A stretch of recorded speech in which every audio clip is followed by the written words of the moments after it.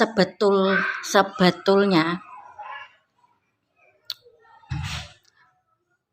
dampak dari penolakan tim Israel ikut Piala Dunia U20 ya, itu bisa dilihat dari sudut pandang yang banyak, dari segi sepak bola, dari segi politik, dari segi kemanusiaan, dari segi balas jasa ya, balas budi ya, dari segi mafia juga ada.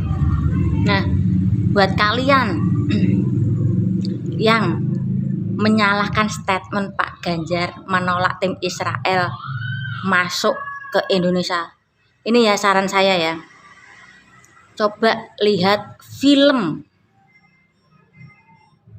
Bawang Merah Bawang Putih ya. Pak Ganjar itu bernaung di partai apa ya, wes pahami aja, dalami aja film Bawang Merah Bawang Putih ya.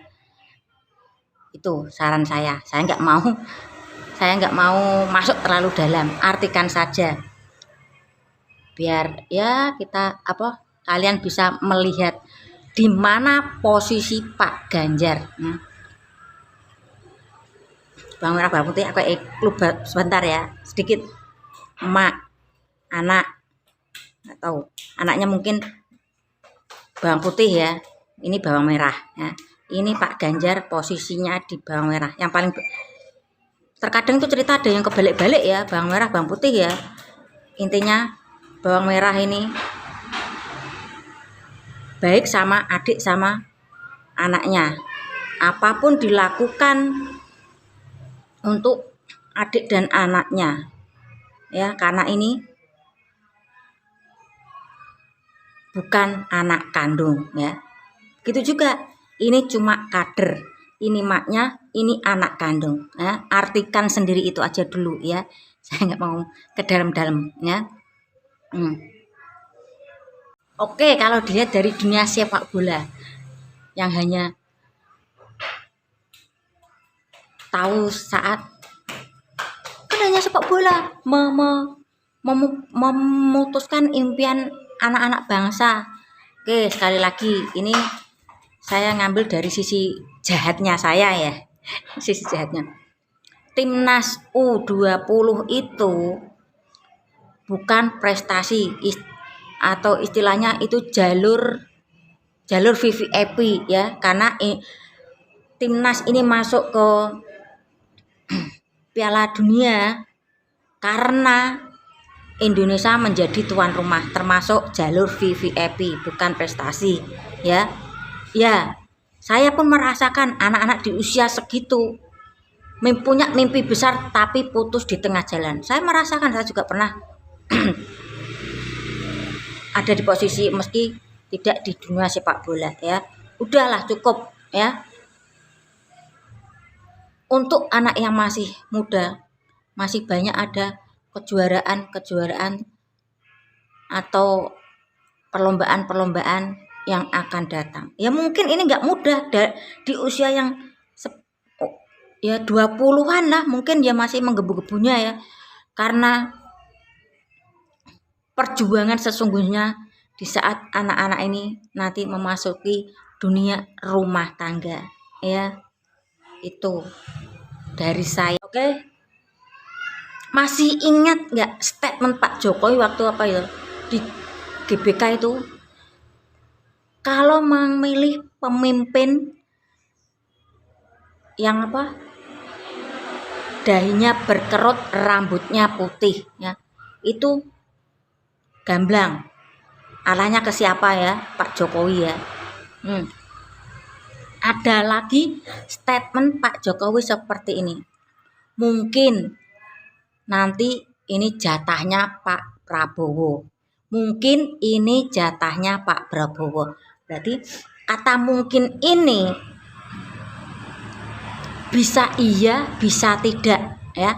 Karena dalamnya ada bumbu-bumbu politik ya. Kita nggak tahu elit politik, ketua partai ya. Saya nggak mau ke dalam ke sana-sana.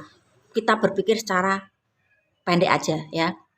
Ingat sekali lagi statement Pak Jokowi, kalau memilih pemimpin rambutnya putih, jidatnya berkerut, itu yang memikirkan rakyat. Gamblang toh? Gamblang. Beda cerita kalau mungkin ini jatahnya Pak Prabowo. Mungkin ini jatahnya Pak Prabowo. Mungkin itu bisa iya bisa tidak, tergantung kembali ke rakyat ya. Oke, itu. Karena pemilihan itu ada di tangan rakyat ya. Segi balas budi, dari sejarah Indonesia itu bisa mendeklarasikan kemerdekaan karena ada campur tangan dari Palestina ya. Tahu kan Indonesia sama Palestina itu kan lagi gini ya. Karena Palestina dijajah sama Israel, Indonesia pun berusaha untuk membayar budi ya, supaya ini Palestina bisa menjadi negara yang merdeka ya. Oke, di situ udah paham kan? Sebetulnya dari pembatalan jadi tuan rumah FIFA Under-20 itu banyak dari segi sudut ya. Dari sudut pandang apa ya? Kalau kita mendalami semua dari segi politik, dari segi balas budi, dari segi sepak bolanya ya, itu posisi Pak Ganjar terjepit. Kalau kalian belum pernah merasakan di posisi sulit seperti Pak Ganjar, tentunya akan menyalahkan Pak Ganjar. Begitu juga kalian yang melihat video saya,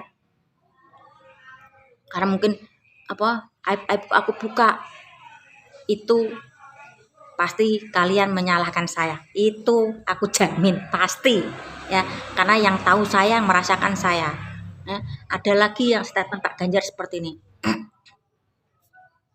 Oke, hajar saya tapi jangan, maksudnya hajar ya, bully saya, jangan anak sama istri. Beliau ini pasang badan untuk keluarga karena posisi beliau ini ya, sama yang di atas. Di atas tentunya bukan Tuhan, di bawahnya Tuhan, penguasa di bawahnya Tuhan. Balik ke ini, tak buka sedikit ya. Posisi Pak Ganjar itu sebagai lihat film bawang merah, bawang putih, di situ kalian pasti paham ya. Aku perjelas lagi, ini aku sedikit kasih bocoran. Materi bawang putih, bawang merah. Ini bawang merah, bawang baik ya. Nah, ini apapun dilakukan untuk kedua orang ini ya. Pengabdiannya, kesetiaannya, yang penting kebahagiaannya ya. Ini. Dan ini ada pangeran, ibarat pangeran ini Pak Prabowo. Karena ini tidak begitu suka sama ini bawang merah, apapun dilakukan demi menjatuhkan nih bawang merah atau Pak Ganjar ya, demi mewujudkan cita-cita ini anaknya emak bawang putih ini untuk bersanding dengan pangeran atau juga bisa juga disebut Pak Prabowo. Nah, ya karena ini tidak suka sama bawang merah, apapun dilakukan untuk mewujudkan cita-cita anaknya bawang putih bersanding dengan pangeran. Paham kan? Dulu tuh ngebet banget tuh kan, yang anak ini ya, sampai pasang baliho ya di mana-mana ya. Saya harap di posisi ini kalian paham, yang dulu begitu ganjaris tahu keadaan dan posisi Pak Ganjar saat ini, yang ada yang bilang boikot Ganjar, tinggalkan Ganjar ya. Ingat, kembali lagi ke statement Pak Ganjar, Pak Jokowi. Katanya kalian ikuti arahan Pak Jokowi. Hanya dengan kasus seperti ini kalian berpaling ya. Ayo mulai berpikir ya. Pak Jokowi pernah bilang, pilih pemimpin dahinya berkerut, rambutnya putih. Itu pasti dengan lantang. Beda cerita dengan kemungkinan jatahnya Pak Prabowo. Dari segi kata-kata itu pun ya ada dibalik itu, mungkin ya dengan cara terangkatnya elektabilitas atau posisi yang sekarang ini Pak Prabowo menangkan, itu ada sisi-sisi buruk dari politik ya. Entah Pak Prabowo tadi gandeng sama yang merah ya, untuk memajukan anaknya bersanding dengan Pak Prabowo ya. Mungkin ini presiden atau ini wakil ya. Tempat bernaungnya partai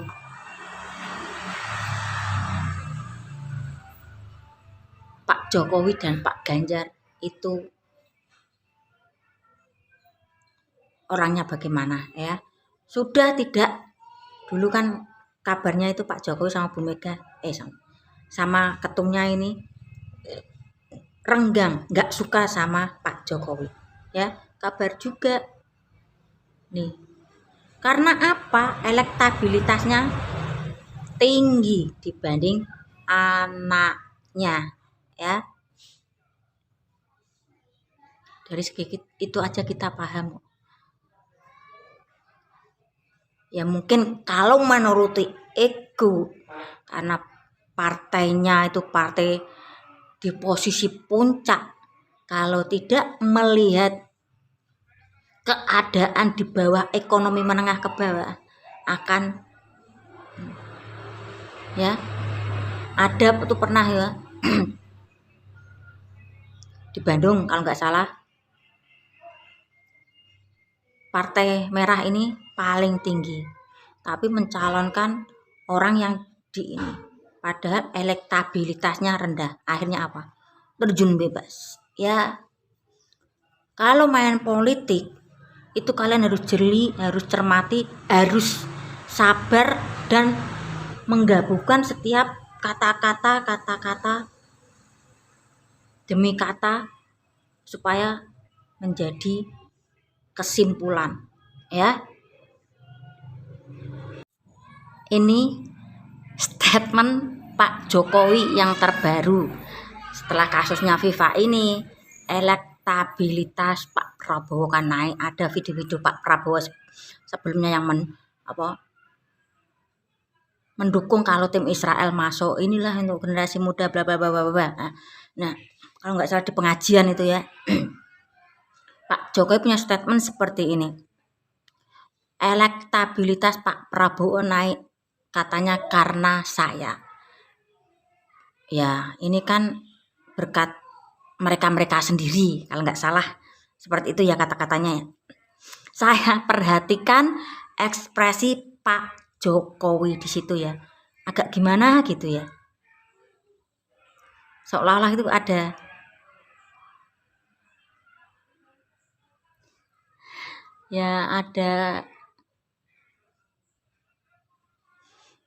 dengan naiknya elektabilitas Pak Prabowo naik ya, ada kalau menurut penglihatan saya ya, kurang begitu srek ya. Bukan tidak suka ya, tidak suka itu jebret, sudah nggak suka ya nggak suka, kurang begitu srek ya itu, suka sedikit, tidak suka ya sedikit, tengah-tengah kata kalau menurut saya, kurang begitu srek. Karena mungkin karena dengan naiknya elektabilitas Pak Prabowo itu ada bumbu-bumbu politik yang kurang sedap ya. Sekali lagi, bumbu-bumbu politik yang kurang sedap. Nah, sejak terpilihnya Ketum Merah sama jadi presiden itu sama Pak Prabowo ini kan ya saling kerjasama ya, karena posisi Pak Ganjar itu orang menengah ke bawah ya, bukan dari kaum politik elit, ya wes kesimpir-simpir kalau orang Jawa, meskipun pengabdiannya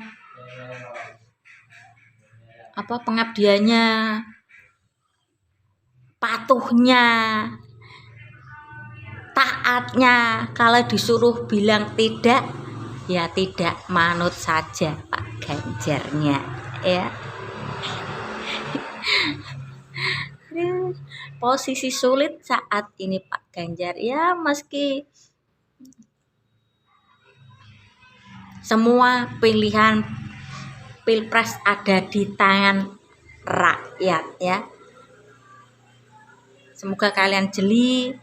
Kalau kalian yang belum begitu mengalami keadaan hidup yang begitu rumit dan bertubi-tubi, kalau main politik itu ya mudah gampang terhasut ya. Bukan saya membanggakan diriku sendiri ya. Kalau hanya melihat dari sisi ini salah. Kalau melihat dari sisi ini salah ya. Cermati, pahami, teliti, hubungkan ya. Oke. Mulai berpikir agak berat kalau main politik, kalau orang yang masuk ke dunia politik ya. Oke. Berat posisi Pak Ganjar sekarang, beratnya bukan karena dihujat sana hujat sini, enggak, elektabilitasnya menurun, tidak, karena beliau ini saking patuhnya, saking taatnya kepada pimpinannya, disuruh bilang tidak, disuruh bilang iya, ya iya ya. Oke, pahami.